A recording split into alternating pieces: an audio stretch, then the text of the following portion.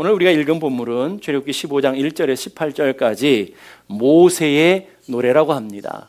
모세가 하나님 앞에 신앙을 고백하며 하나님의 은혜를 찬송했던 노래, 찬양이 기록되어 있습니다. 이 모세의 노래는 요한계시록 가면 이제 어린 양의 찬양으로, 모세의 노래 곧 어린 양의 찬양으로 우리가 천국에서 하나님을 찬양하며 하나님을 경배하는 노래라고 해석해 주고 있습니다. 우리가 지난주에 이스라엘 백성들이 홍해를 건너는 사건의 영적인 의미들을 살펴보았습니다. 구약의 홍해를 건너는 사건을 신약에서 어떻게 해석하고 있는지, 영적으로 주님이 어떻게 해석해내는지를 우리가 살펴보았는데, 과거에 바로의 종되어서 죄와 사망 가운데 있었던 옛사람이 홍해에서 그리스도와 함께 죽고 이제 새로 거듭난 하나님의 백성으로 예수 그리스도와 함께 부활한 사건, 곧 세례를 예표하는 사건으로 우리에게 보여주었다 하는 얘기를 했습니다. 죄와 사망에서부터 건져진 사람,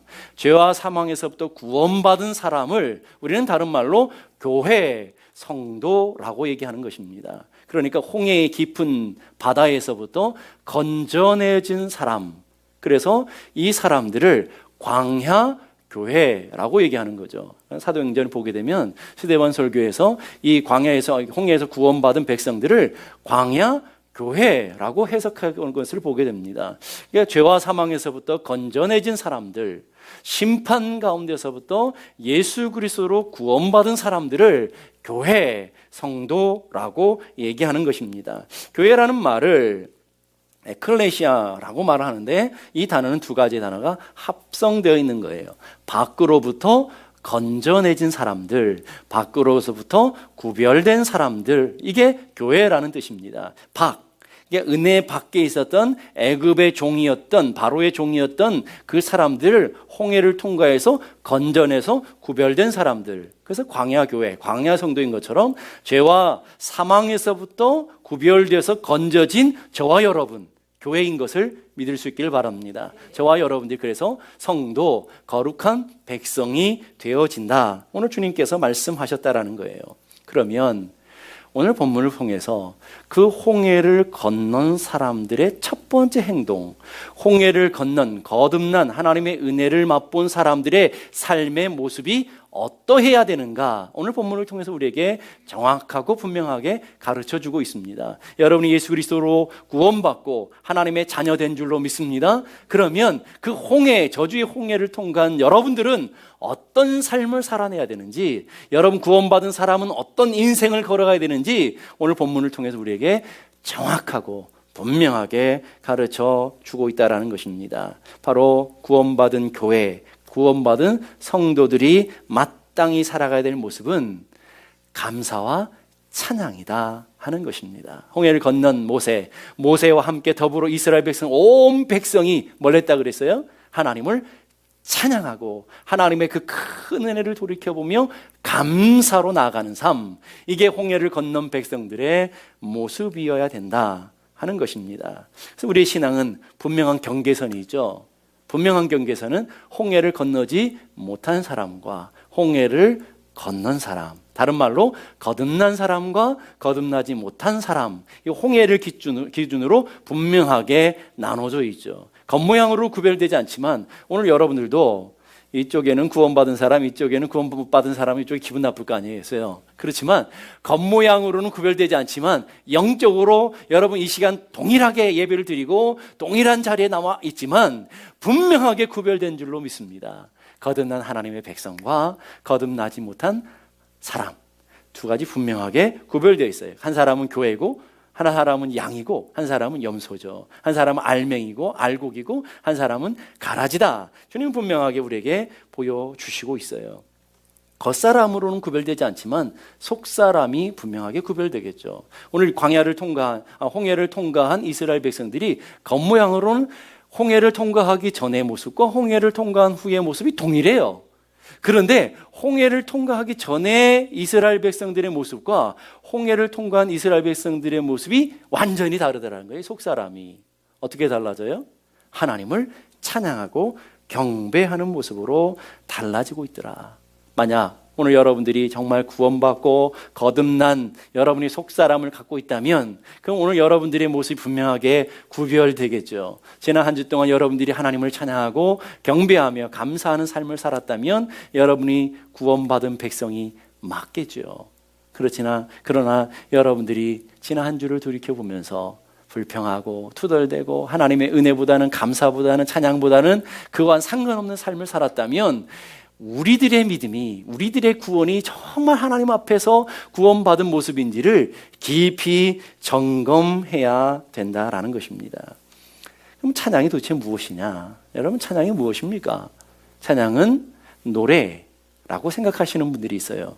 찬양은 노래가 아닙니다, 여러분. 노래를 잘하면 찬양도 잘하는 것이라고 우리는 생각을 해요. 우리는 그렇게 생각하기를 쉽죠. 근데 그렇지 않습니다.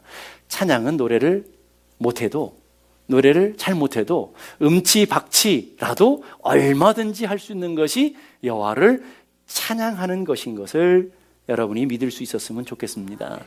저희 동기 전도사님 중에 진짜 노래를 못하는 분이 계세요. 제가 요단강 2편에서 그렇게 노래 못하는 분은 처음 봤어요. 근데 그분이 결혼을 했어요.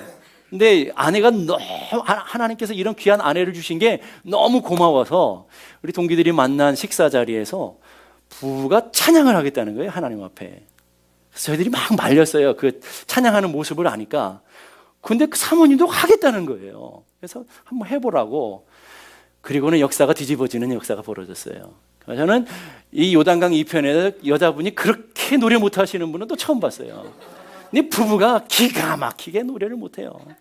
그런데요, 3절까지 꼭 다 했어요. 그래서 그 식당에서 노래를 했는데 전도사들이 20명 너무 모여가지고 뒤집어졌어요, 완전히. 얼마나 뒤집어져서 웃었는지. 세월이 지나면서 생각해 보니까 지금 목사님이 되셨는데 그 목사님 부부는 진짜 노래는 못한 것 같아요. 그렇죠? 그렇게 쌍으로 노래 못하는 건 처음 봤어요. 남자가 못하더라도 여자분들은 어느 정도 하잖아요. 그런데 정말 쌍으로 음치박치, 음정, 박자 하나도 안 맞는 그렇게 노래를 부르시는 분은 처음 봤어요. 그런데 얼마나 감성으로 하나님을 찬양하시고 얼마나 속사람으로 찬양하는지 지금 세월을 돌이켜보면 하나님께서 그 찬양을 정말 받으셨겠다. 하나님 앞에 얼마나 기쁘고 얼마나 행복했으면, 결혼한 게 얼마나 행복하고 얼마나 기뻤으면 전도사들 앞에서 찬양하기가 쉽지 않잖아요. 그 전도사들 중에는 찬양 인도자도 있고 성악을 전공한 사람도 있었고 그러는데 그 사람들 앞에서 자기 부부가 찬양한다는 게 결코 쉽지 않았을 거예요. 자기들도 알았을 거 아니에요, 못한다는 거는. 그런데 하나님이 그 찬양을 받으셨겠다 라는 믿음이 생기더라고요. 바로 찬양은 그런 거예요. 음치, 박치, 음정 안 맞아도 여러분들이 하나님 앞에 찬양하는 것을 하나님은 찬양은 기쁘시 받으시고 하나님 그 찬양을 영광스럽게 생각하시는 줄로 믿을 수 있길 바랍니다. 찬양이 무엇인지 알면 그래요. 찬양이 우리 할렐루야 그러잖아요. 할렐루야는 두 단어가 합쳐져 있는 거예요. 야라는 것은 성경에 야라는 히브리어는 하나님을 뜻해요. 하나님, 야. 여호와 하나님을 뜻해요. 근데 그 앞에 할랄이라는 단어가 붙어 있는데 할랄이라는 단어는 찬양하다라는 뜻도 있지만 인정하다라는 뜻도 있고요. 그리고 칭찬한다라는 뜻이 있어요. 노래를 못해도 하나님이 하신 일을 인정하는 것. 여러분, 하나님 앞에서 우리가 얼마나 인정을 못해요. 잘하면 내 탓, 못하면 하나님 탓. 여러분, 그렇게 상습범처럼 우리는 살잖아요. 좋은 일이 있고 행복한 일이 있으면 그래, 내가 열심히 살아서, 내가 부지런히 살아서 내가 이런 은혜를 누리고 있어. 다 영광은 내가 받잖아요. 그러나 좀 힘든 일이 있고 어려운 일이 있고 환난과 고난이 있으면 누구 탓해요? 하나님 탓하다니. 하나님 어떻게 그럴 수 있습니까? 나한테 내가 믿음대로 사는데 어찌 이럴 수 있습니까? 우리 하나님 탓하며 살잖아요. 근데 여러분을 사랑하시고 여러분을 구원하시고 여러분을 인도하시고 여러분을 지난 한 주 동안도 수많은 사건, 수많은 위험으로부터 여러분을 지키시고 여기까지 인도하신 은혜가 얼마나 크고 놀라워요.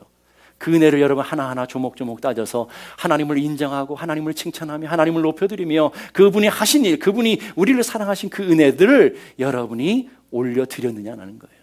그 올려드리는 행위, 그 인정하는 행위, 그것을 칭찬하는 행위가 찬양이다라고 얘기하고 있어요. 웹스터 사전에는 찬양이라는 뜻이 이렇게 칭찬, 찬미, 존경, 환호, 특별한 인정, 그러니까 찬양은 하나님을 인정하는 행위고, 찬양은 하나님이 하신 일들을 높여드리는 것이고, 칭찬하는 그 모든 행위를 모아서 우리는 찬양이다라고 말하는 것입니다. 찬양은 하나님의 은혜에 대한 성도들의 믿음의 반응이죠. 하나님이 어떤 분이신지, 하나님 무엇을 행하셨는지 우리가 깨달음으로 여러분이 반응할 수 있는 것, 이것이 찬양이다 하는 것입니다. 그러니까 여러분이 찬양할 때 마음껏 하셔도 돼요. 음치, 박치 괜찮습니다. 저희들 다 이해하니까 이해하시죠? 옆에 분 음치, 박치라도 다 이해해 주시고, 그 하나님을 인정하며 그 하나님을 높여드리는데 한 믿음으로 한 마음으로 함께 나아가는 샘물 공동체가 될 수 있기를 주님의 이름으로 축복합니다. 아이들 키울 때 어릴 때 아이들끼리 이렇게 모여서 막 친구들이랑 놀다가 막 싸움하게 되면 아이들의 입에서 무슨 얘기예요? 우리 아빠 힘세! 그러잖아요. 아빠가 얼마나 힘센지 자기는 잘 모르지만 자기는 아빠가 최고 힘센 줄 아잖아요. 우리 아빠 돈 많아! 그래요. 우리 아빠 이것도 잘해, 저것도 잘해. 그러면 그 친구가 가만히 있나요? 우리 아빠가 더 잘해! 우리 아빠가 더 돈 많아! 우리 아빠가 하늘 땅만큼 더 많거든! 그러면서 애들이 막 싸우잖아요. 그게 찬양이라는 거예요. 그 아이들이 커가면서 환상이 깨지면 우리 아빠 하는 게 아무것도 없어, 우리 아빠 능력이 부족해, 그러지만 우리 하나님은 안 그러시잖아요. 우리 하나님은 전능하시고 광대하신 하나님, 우리가 알면 알수록, 깨달으면 깨달을수록 더 위대하고 더 높으신 하나님이신 것을 믿습니다. 그 하나님을 높여드리는 것, 그 하나님을 인정하는 것, 이것이 찬양이다 하는 것입니다.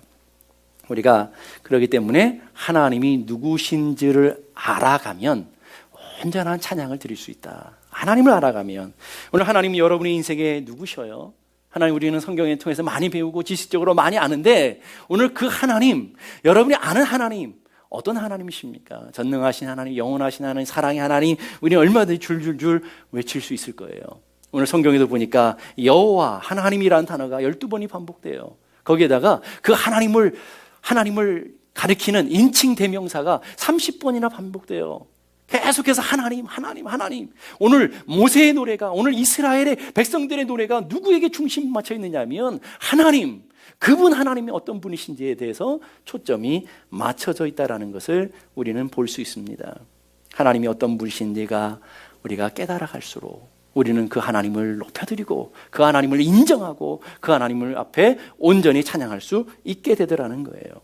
하나님은 창조 때나 4,000년 전 아브라함 때나 3,500년 전 모세 때나 2,000년 전 다윗의 시대나 2,000년 전 예수님의 시대 때나 동일한 능력과 동일한 권능, 동일한 사랑으로 우리에 함께 하시는 하나님이신 것을 믿습니까? 하나님은 과거에도 계셨고요, 현재도 계셨고요, 미래에도 쭉 계셨어요.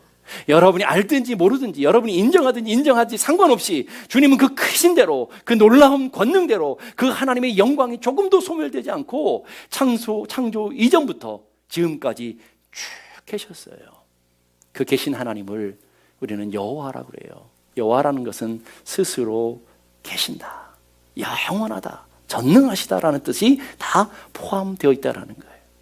그 하나님을 우리는 어느 날 만났어요. 그 하나님을 우리는 만났다고. 그 전부터도 계셨고 계속 계셨고 그 하나님의 크기와 넓이와 높이가 늘 영원했었는데, 그 하나님은 동일하셨는데 어느 날 내 인생 가운데 그 하나님이 들어오셨어요. 어느 날 내 인생 가운데 그 하나님을 만난 감격이 생겼어요. 그 어느 날 그 하나님을, 내가 그 크고 광대하신 하나님을 몰라 뵀는데 내가 그 하나님을 만나는 사건이 일어나게 됐어요. 그런 그 사건을 구원의 사건, 거듭남의 사건이라고 얘기해요. 여러분의 인생의 질병 가운데, 고통 가운데 도무지 해결할 수 없는 인생의 문제들 속에서 기도 응답을 통해서 그 전능하시고 크신 하나님이 내 삶에 찾아오시고 내 삶에 일하시는 것을 내가 경험하고 내가 맛보고 내가 그 하나님을 만나는 놀라운 역사가 일어나게 됐어요. 내가 그 하나님을 만나기 전에도 동일했고요, 만난 후에도 똑같은 하나님이셨어요. 하나님은 변함이 없으셨어요. 근데 그 하나님을 만나고 났더니 누가 변했어요? 내가 변했어요. 내 마음이 변하고 내 생각이 변하고 내 삶의 기준이 바뀌고 내가 바라보는 것이 바뀌고 내 마음이 바뀌었어요. 그래서 그 하나님의 크기를 알게 됐고 그 하나님의 은혜를 맛보게 됐고 그 하나님의 하신 일이 보여지게 되겠어요. 그래서 그 내 마음속에 저절로 자발적으로 고백이 생겼어요. 그 고백이 뭐예요? 찬양이라는 거예요. 하나님 위대하시군요. 하나님 이렇게 나를 사랑하시는군요. 하나님 나 같은 죄인이 왜 하나님의 이런 사랑을 받았습니까? 아, 하나님의 은혜로 있을 데 없는 자 왜 구속하여 주는지 난 알 수 없습니다. 이런 고백이 우리의 속사람에서부터 깊은 곳에서부터 터져 나오는 것, 이게 찬양이라는 거예요. 나 같은 죄인 살리신 주 은혜에 놀라와 잃었던 생명 찾았고 광명을 얻었네. 누가 하라고 강요한 것이 아니라 내 속사람에서부터 내 안에서부터 샘물이 터지듯이 내가 그 하나님을 만나고 나니까 그 하나님을 경험하고 나니까 내 속에서부터 올라오는 것, 이것을 우리는 찬양이라고 하는 거예요. 우리 안에, 여러분들 안에 그 찬양이 있는 줄로 믿습니다. 오늘 모세를 통해서 우리 한번 보면 모세가 호렙산에서 하나님을 처음 만나는 장면이 나와요. 모세가 하나님을 잘 알지 못했잖아요. 그 모세가 하나님을 처음 만났을 때 하나님이 모세에게 이렇게 말씀하세요. 출애굽기 3장 6절 보니까 또 이르시되 나는 내 조상의 하나님 아브라함의 하나님 이삭의 하나님 야곱의 하나님이니라. 하나님이 찾아오셔서 얼마든지 나는 너의 하나님이다. 과거에부터 너의 하나님이었고 현재에도 너의 하나님이고 미래까지 너의 하나님이다라고 얘기 얼마든지 할 수 있었어요. 그런데 하나님 그렇게 안 하시고 하나님 뭐라고 그러냐면 나는 아브라함의 하나님, 너희 조상들의 하나님, 이삭의 하나님, 야곱의 하나님이다. 그 하나님을 만난 모세는 찬양, 그 하나님 앞에 자기 하나님을 경험해 본 적이 없기 때문에 찬양이 없어요. 그래서 세월이 지나서 그 하나님을 모세가 구체적으로 경험하게 돼요. 하나님의 놀라운 인도하심을 통해서 10가지 재앙의 심판의 사건들을 통해서 불기둥과 구름기둥으로 인도하시는 사건들을 통해서 홍해가 갈라지며 이스라엘 백성들을 구원하는 사건들을 통해서 모세가 하나님을 경험하고 모세가 하나님을 만나요. 그랬더니 출애굽기 3장에 있었던 그 아브라함 하나님, 야곱의 하나님이 어떻게 변하느냐면 2절로 가보세요. 오늘 말씀 2절. 여호와는 누구의 힘이요? 나의 힘이요. 나의 노래의 힘이요. 나의 구원이시며 그는 나의 하나님이시로다. 아브라함의 하나님이 누구의 하나님으로 바뀌었다는 거예요? 지금 모세의 하나님, 나의 하나님으로 바뀌었다는 거예요. 그 아브라함의 하나님이 나의 힘이 되시고 나의 노래시고 나의 구원으로 되어졌다는 걸 인정하는 거예요. 하나님을 만나고 하나님의 능력을 경험하고 나니까 살아 역사하시는 그 하나님의 존재 앞에 서고 나니까 모세가 그 하나님을 경험하니까 그 하나님이 아브라함의 하나님이 아니라 나의 하나님인 것을 깨닫게 되었고 이삭의 하나님이 아니라 오늘은 나의 구원이신 것을 깨닫게 되었고 야곱의 힘이셨던 하나님이 야곱의 하나님으로 끝나신 것이 아니라 오늘 나의 힘이 되시고 나의 하나님이신 것을 알게 되었다는 거예요. 그리고 났더니 2절 보세요. 그리고 났더니 모세의 반응 2절 보니까 여호와는 내가 그를 어떻게 한다고요? 찬송할 것이요. 내가 그를 찬송할 것이요. 내 아버지의 하나님이시니 내가 그를 높이시리로다. 내가 그 하나님을 찬양하고 내가 그 하나님을 높여드린다. 높여드린다는 게 찬양이라고 그러죠. 높여드리겠습니다. 내가 찬송하고 그 하나님을 또 찬송하고 찬송하겠습니다라고 고백하는 오늘 모세의 고백이 여기에 숨겨져 있다라는 거예요. 자, 그러면 오늘 여러분의 인생에 여러분과 또 여러분에게 도전합니다. 오늘 하나님이 저희 하나님이시면 오늘 여러분의 인생에 찬양은 없어요. 감사는 없어요. 오늘 여러분들이 여러분의 어머니 하나님이셨다면 여러분의 인생에 찬양과 감사는 없다는 거죠.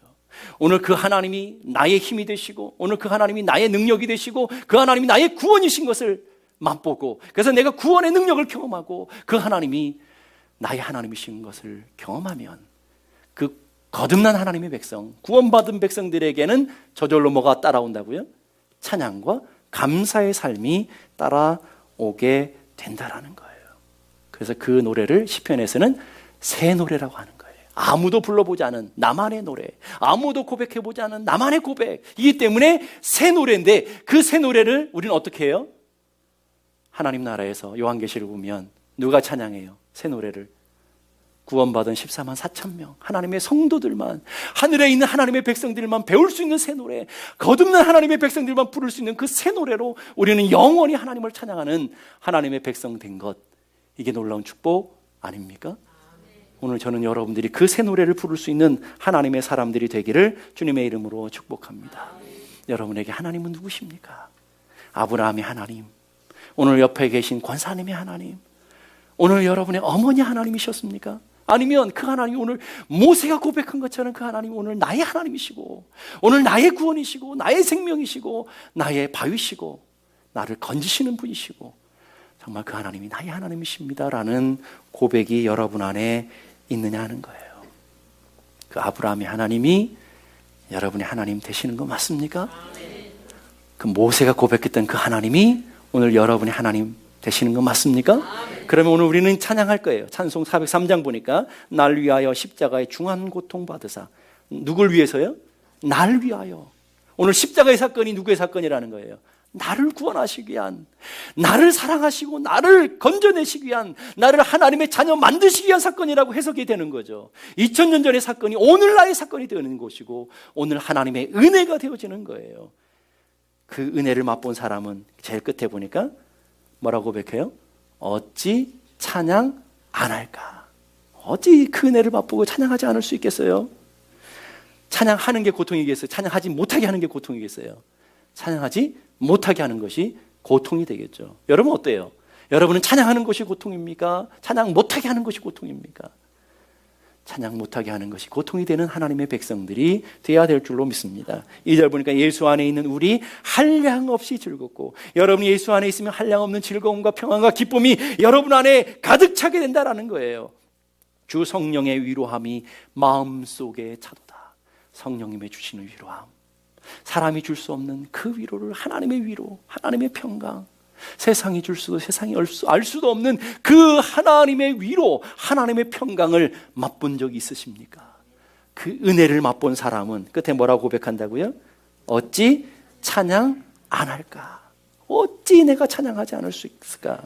이 세상의 모진 풍파 쉬지 않고 불어도 이 땅 가운데 여러분 살면서 하나님의 백성이지만 오히려 더 많은 고통, 더 많은 환난들을 우리는 당할 때가 얼마나 많습니까?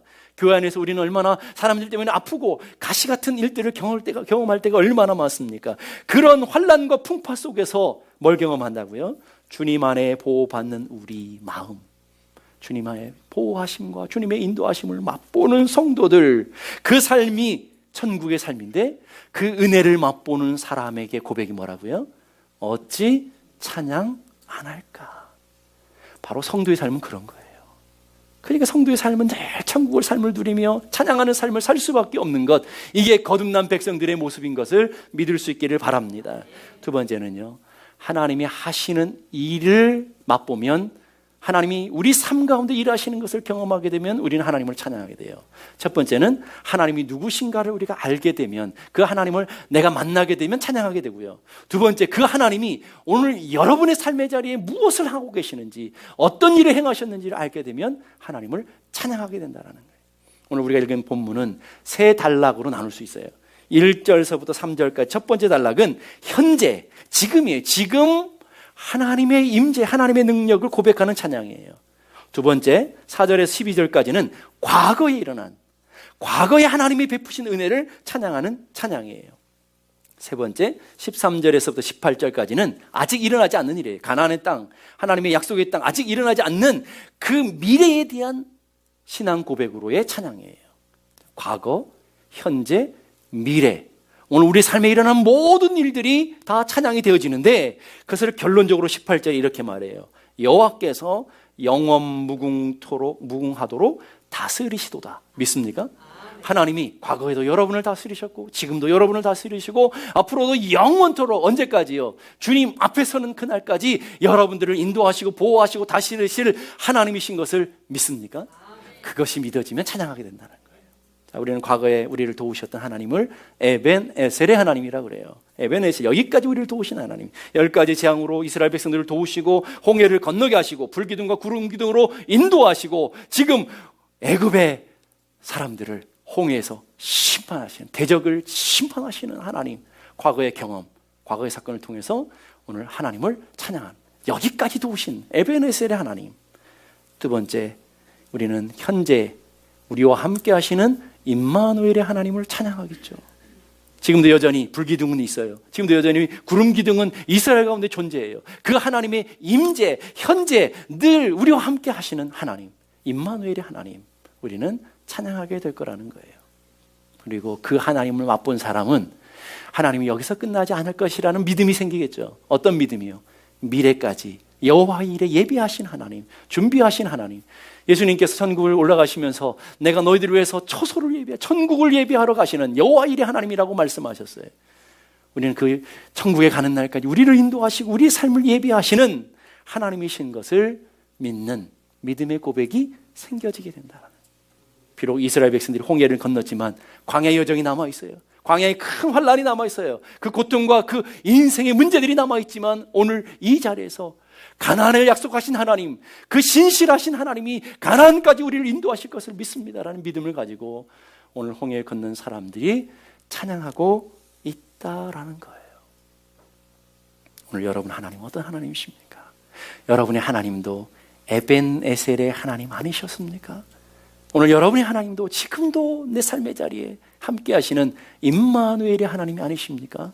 오늘 여러분의 하나님, 저 먼 미래까지 주님 앞에 서는 그날까지 우리의 발걸음 한 걸음 한 걸음 실족치 아니하고 생명상에 우리를 품으셔서 그 하나님 나라에 이르도록 우리를 영원토록 항상 함께 하실 여호와 이레의 하나님 맞습니까? 우리는 그렇게 하나님을 찬양하는 거예요. 한번 따라해 보십시다. 에베네셀의 하나님이 나의 하나님, 임마누엘의 하나님이 나의 하나님, 여호와 일의 하나님이 나의 하나님. 자, 옆에 분하고 인사하십시다. 여호와 에베네셀의 하나님을 찬양합시다. 다시 한번 임마누엘의 하나님을 찬양합시다. 여호와 일의 하나님을 찬양합시다. 아멘. 입술로만 찬양합시다 하지 마시고 그 하나님을 찬양하는 삶을 살아낼 수 있기를 주님의 이름으로 축복합니다. 마지막으로 가장 중요한 것이 있어요. 오늘 이 설교의 가장 중요한 포인트, 가장 중요한 하나님의 영적인 메시지, 그건 뭐냐면 그 하나님은 오늘 저와 여러분 모두가 모세가 찬양했던 것처럼 하나님을 찬양하는 삶을 원하시더라는 거예요. 이게 가장 중요한 메시지예요. 여러분 모두가 오늘 이 사람 여기 앉아있는 한 사람도 예외 없이 하나님을 찬양하는 자로, 하나님을 경배하는 자로, 하나님을 예배하는 자로 서기를 원하시는 하나님. 오늘 그 모세의 노래가 오늘 여러분들의 나의 노래가 되어지고 나의 찬양이 되어지고 나의 고백이 되기를 원하시는 하나님. 오늘 그 모세의 3,500년 전에 그 모세의 찬양이 나와 상관없는 찬양이 아니라 과거 성경에 기록된 찬양이 아니라 오늘 이 찬양을 보고 내가 이 말씀을 들으면서 그것이 오늘 여러분의 찬양이 되어지고 여러분의 고백이 되어지고 여러분의 간증이 되어지고 여러분의 믿음이 되기를 원하시는 하나님. 그 하나님이 오늘 우리가 믿는 하나님이시라는 거예요.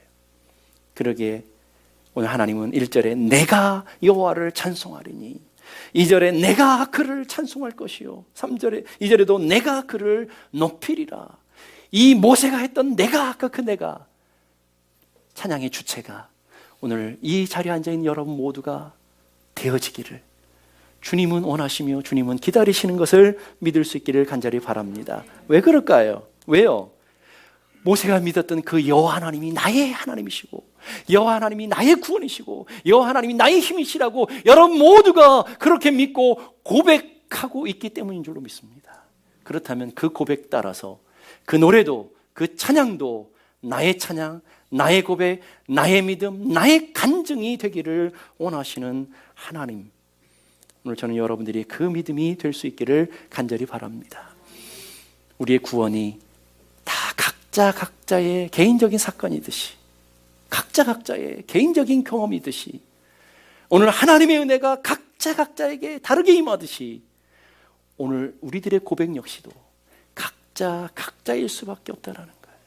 우리는 예배를 통해서 우리는 똑같은 찬양, 똑같은 시간에 똑같은 가사를 가지고 하나님 앞에 찬양으로 고백했지만 그러나 그 고백은 각자의 믿음을 따라서 각자 받은 은혜가 따라서 다르게 불려지고 다르게 고백되고 있다는 거예요. 똑같은 찬양이 아니라는 거예요. 똑같은 고백이 아니라는 거죠.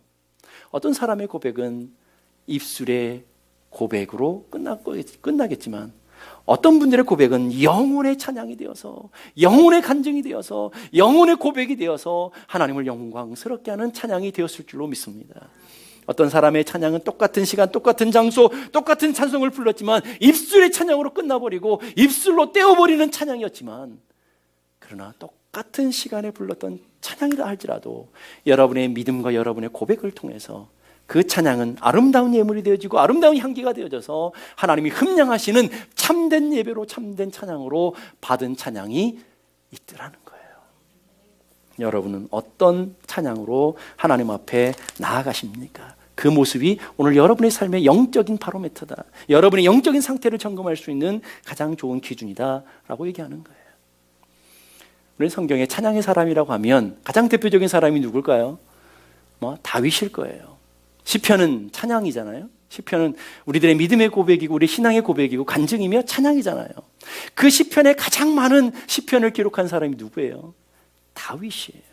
근데 여러분 성경을 보면 다윗의 인생이 그렇게 편안한 인생이 아니었어요. 수많은 환난과 수많은 고난과 수많은 인생의 고통 속에서 헐떡거렸던 모습들을 보게 돼요. 그런 인생이 하나님을 찬양하고 있고 그런 인생이 하나님을 경배하는 모습들을 보게 돼요. 그 시편 가운데 시편 34편 1절 3절 우리 한번 다 같이 한번 읽어보십시다. 시작. 내가 여호와를 항상 송축하며 그를 송축함이 내 입에 계속하리로다. 내 영혼이 여호와를 자랑하리니 곤고한 자가 이를 듣고 기뻐하리로다. 나와 함께 여호와를 광대하시다 하며 함께 그 이름을 높이세. 이게 다윗의 고백이었어요. 내가 여호와를 항상 송축하며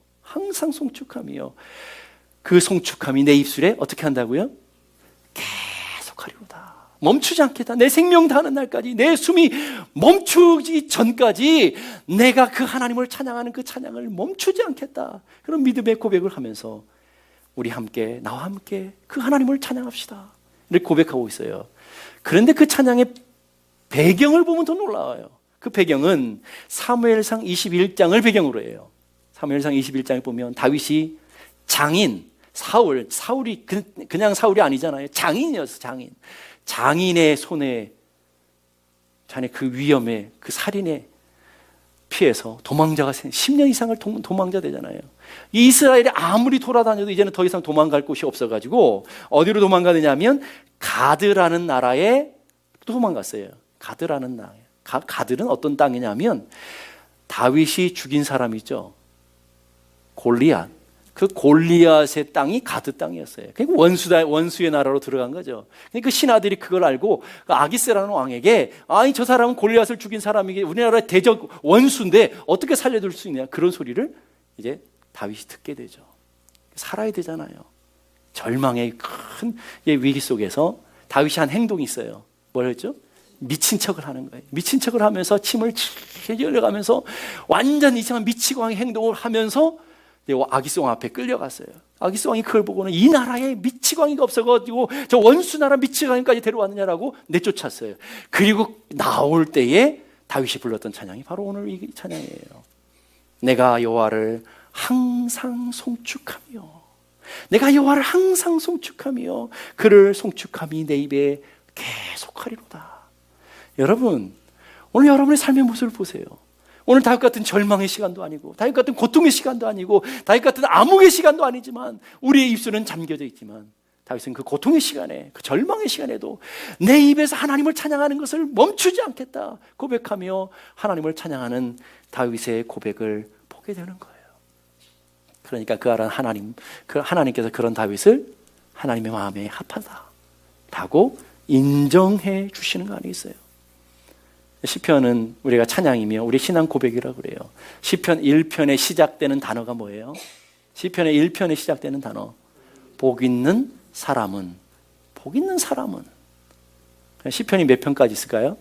150편까지 있어요. 150편의 맨 마지막 단어가 뭘까요? 할렐루야. 복 있는 사람이 누구라고요? 할렐루야, 하나님을 찬양하는 자다.